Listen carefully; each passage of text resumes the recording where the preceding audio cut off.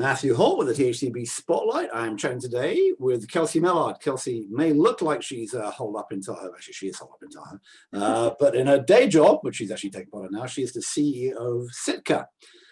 Kelsey, thanks for joining me. Thanks for having me, Matthew.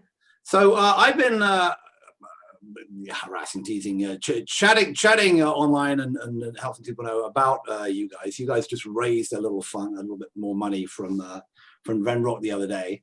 And in some part of that, I said, I don't get the difference between what Sitka does and all these other companies in the specialty consult business do. So I know you're in the specialty consult business, which means that you're helping primary care docs get access to specialty consult online. And that's probably all I know. So explain to me what you guys actually do. So now I'm the primary care doc. I have a patient in there that I don't know enough. I need some help. What happens next?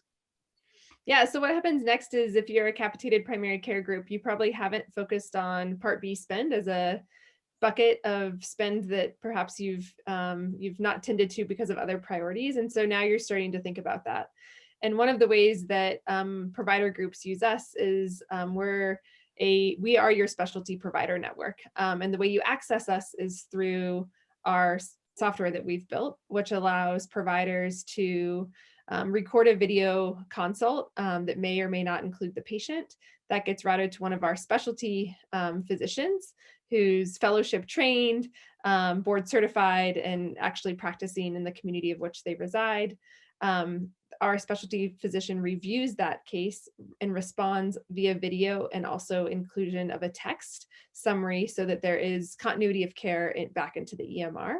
So those responses occur within several hours. And of course, Matthew, the early days of Sitka, people kept telling us, this is really instilling a lot of trust and confidence in me.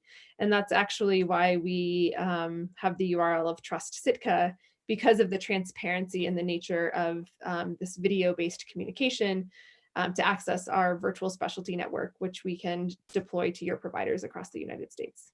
So a couple of questions. First on the sort of the technology and the format. There are people obviously, and there are these, RibbonMD and Arista and others who are doing kind of in the same space.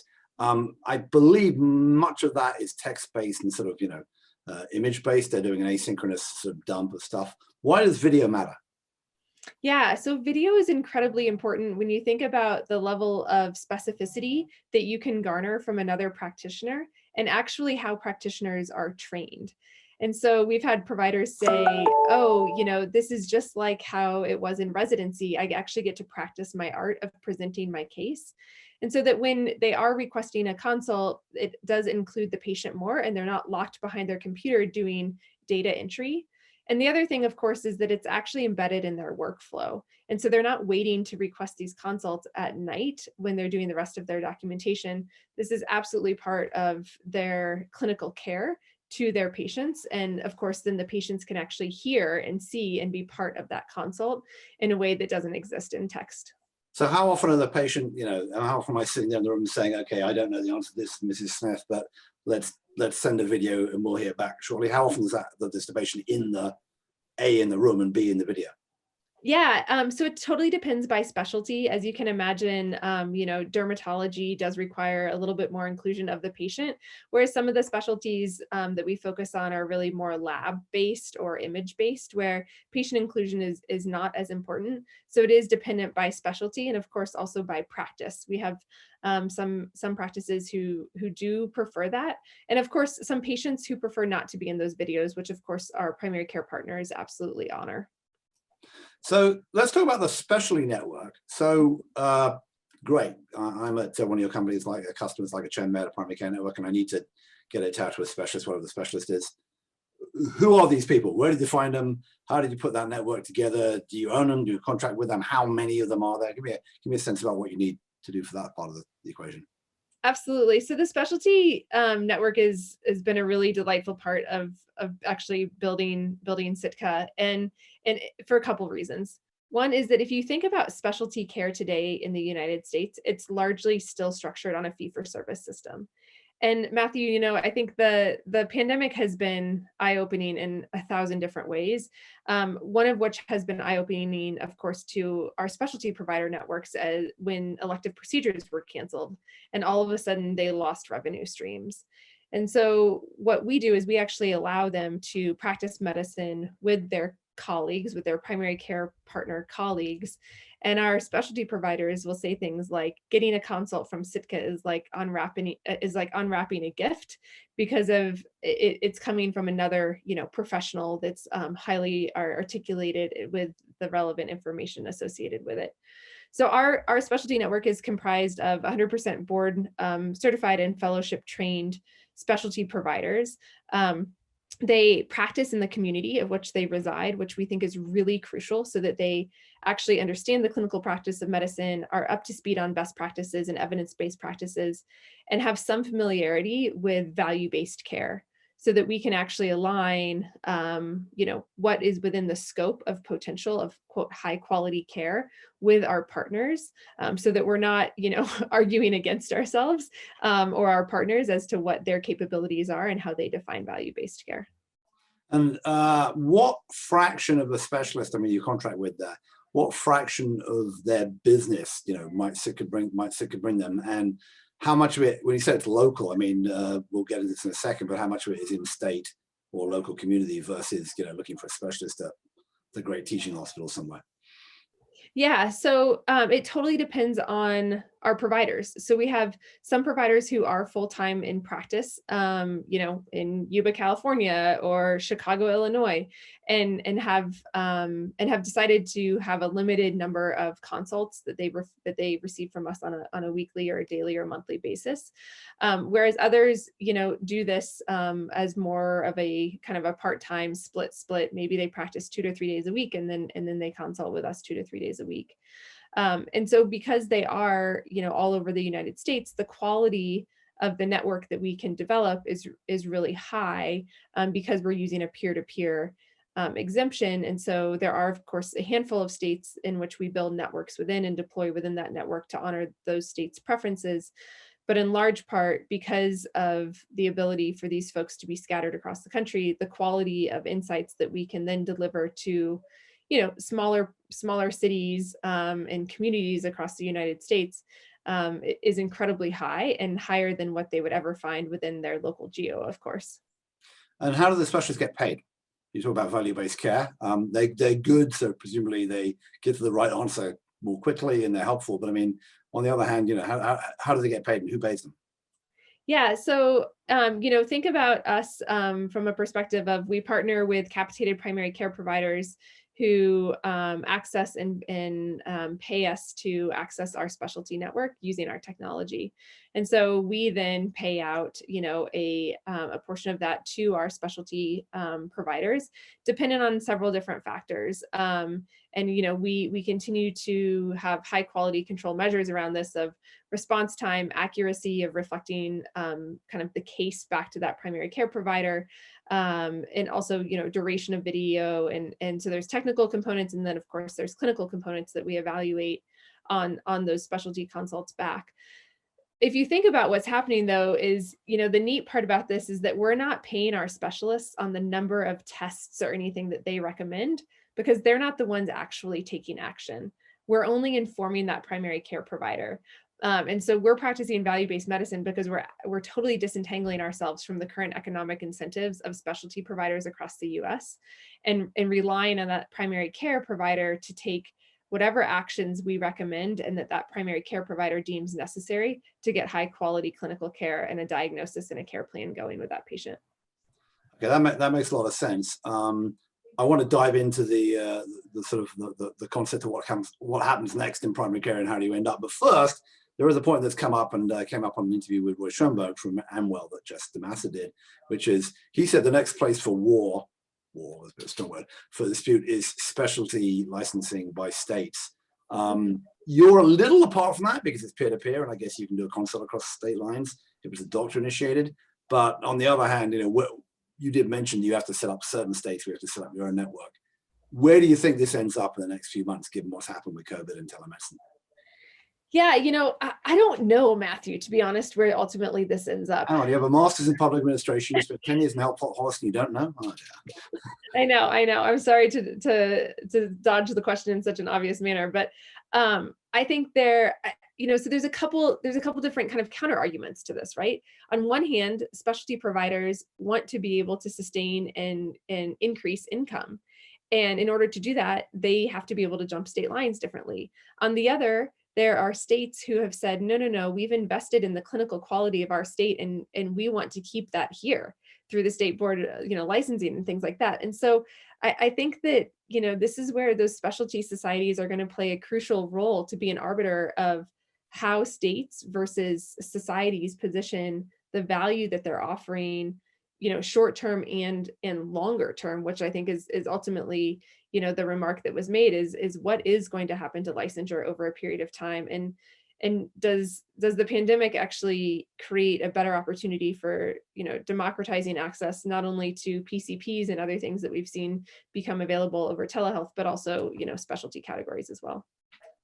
all right, awfully dodged, but I think well as well. I think there will be more about this because it's kind of nuts when with what some of the stuff that's going on. But let's sort of who do you think the war is going to be between then?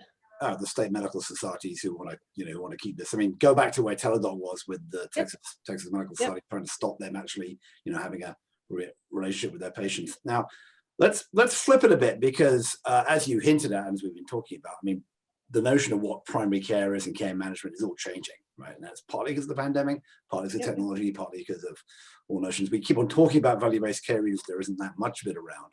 But one of the things that's clearly going on here is that we used to have the old world where most of America was in sort of random primary care docs with some connection to specialists, a lot of people accessing specialists, and then you had the kind of Kaisers of the world who were the capitated medical groups who had on-site primary care and on-site specialty care and did that.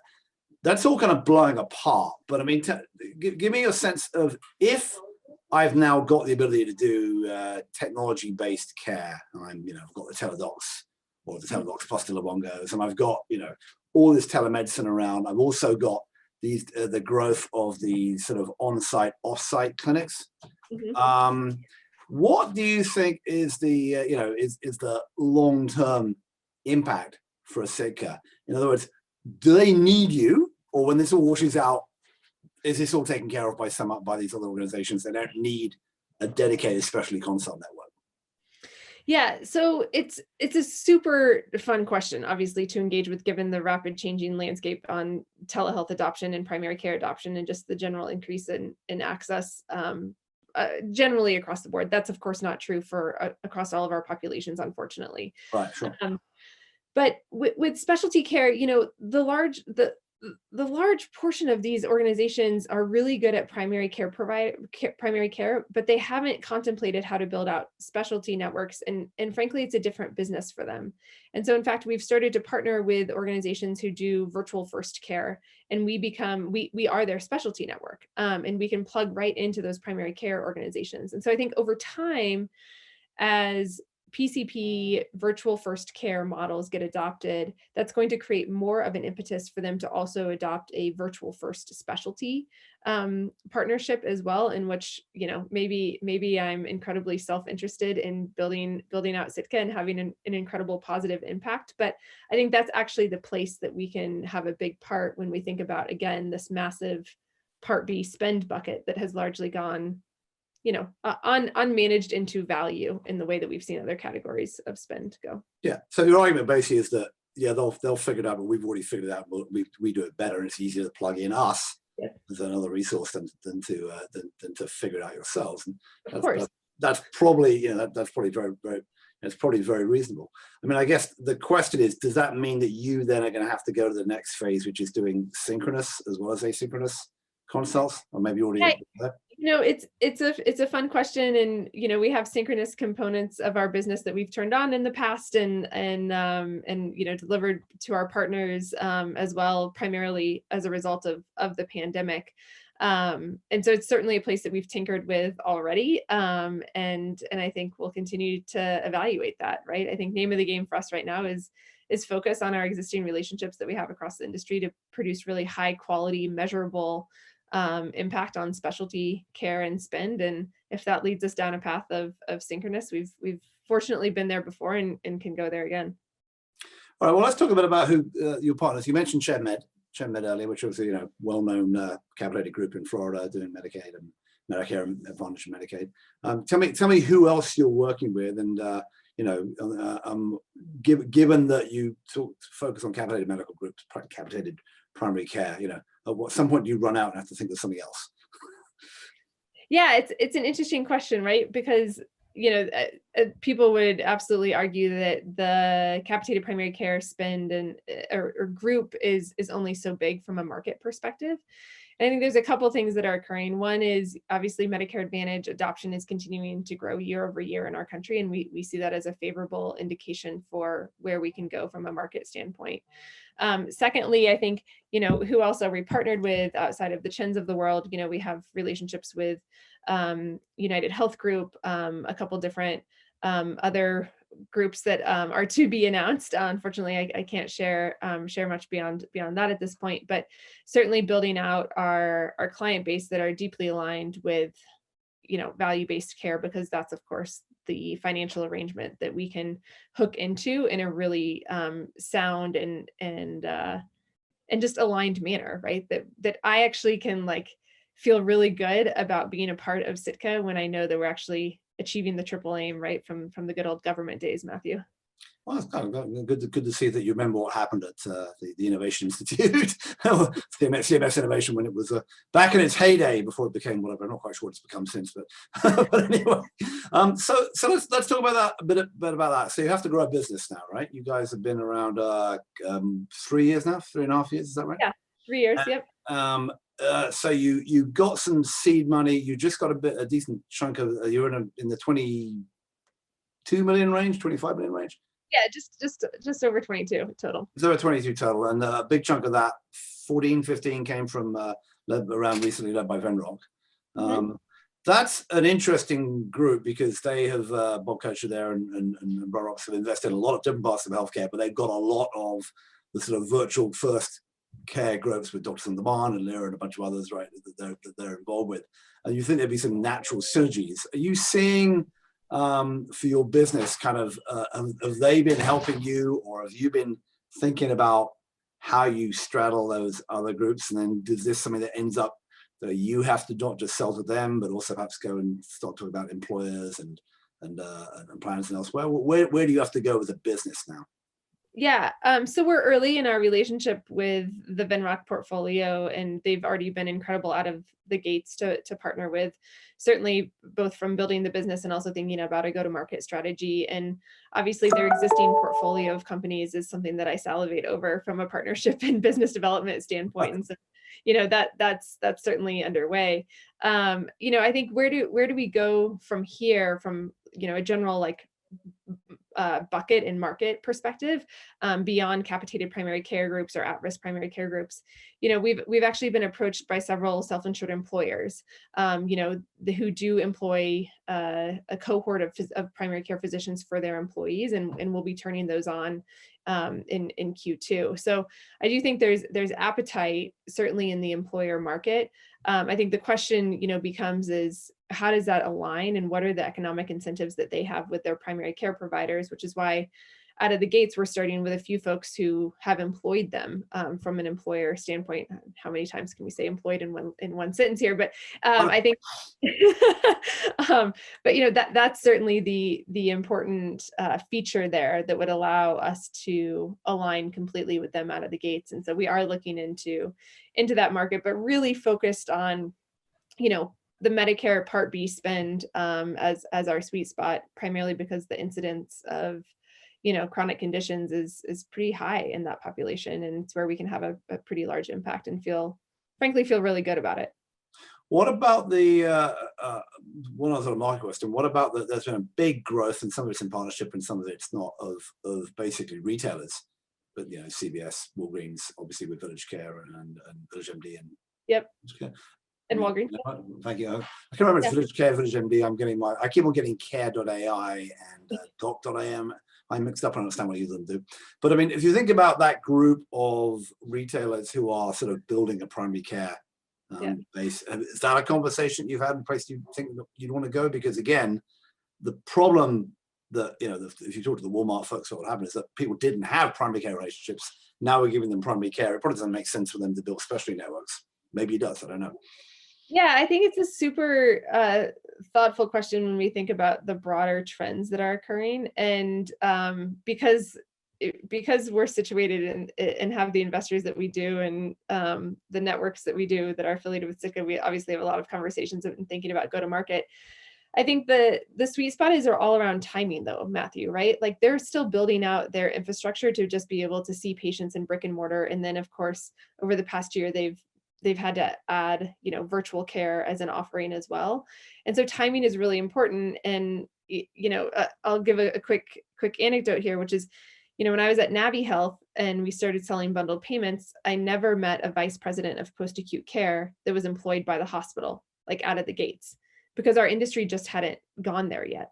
And then slowly 6 months in, I remember very vividly meeting the first vice president of post-acute care from a large hospital system that became our counterpart for Navi Health. And that was an incredible turning point.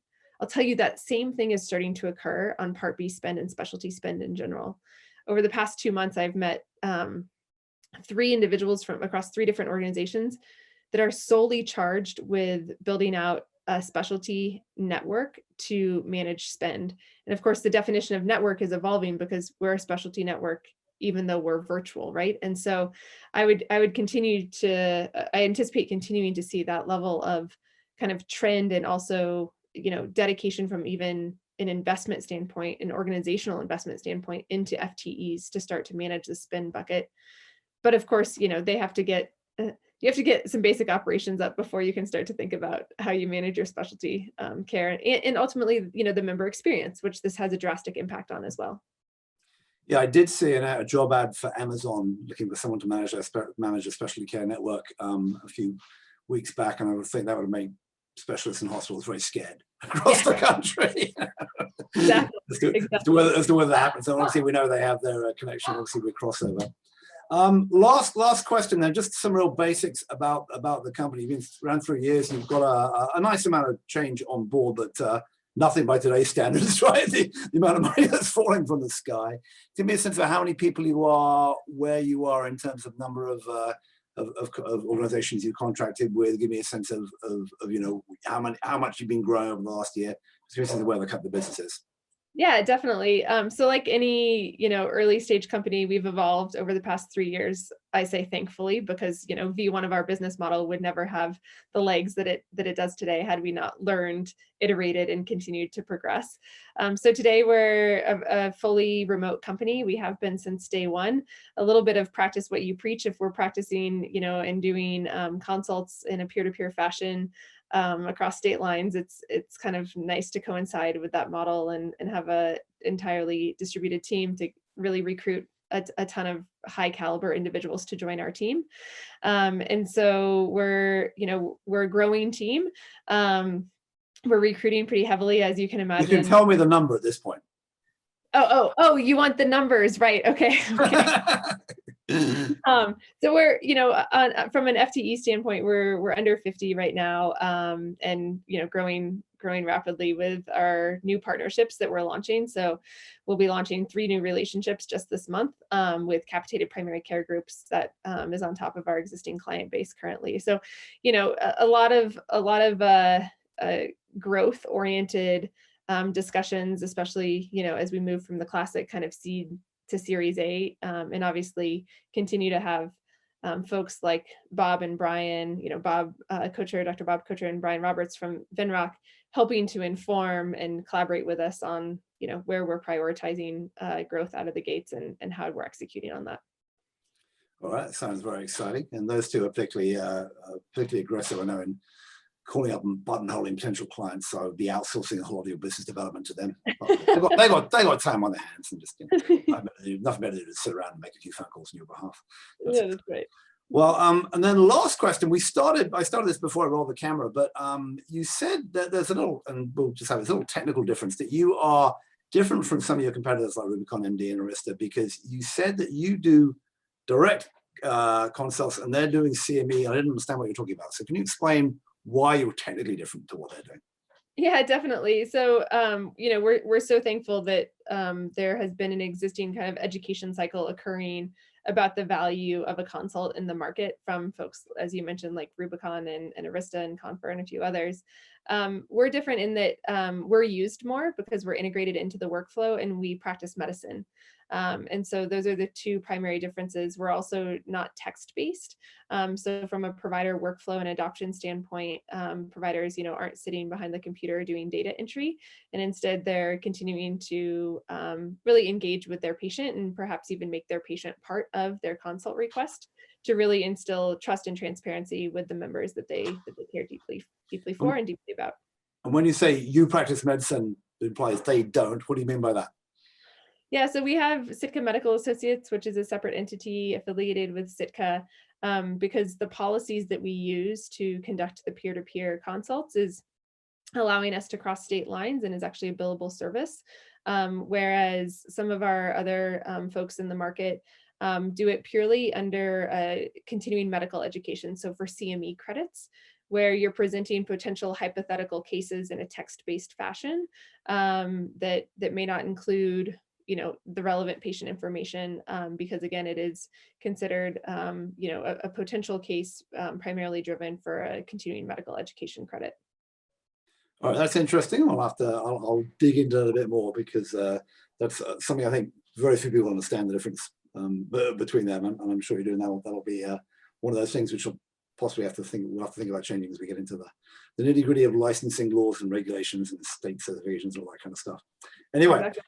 Well, I've been doing with Kelsey Mellard. Kelsey is the CEO of Sitka, or as she likes to call it, Trust Sitka is the unofficial name because it's so trustworthy. And Kelsey, thanks for your time, and you can get back out on the cross-country ski course now. Yeah, thank you so much, Matthew. It'll be a few more hours before I get out there, but really appreciate your time. It'll be dark soon, but hurry up. Yeah. Okay, take care.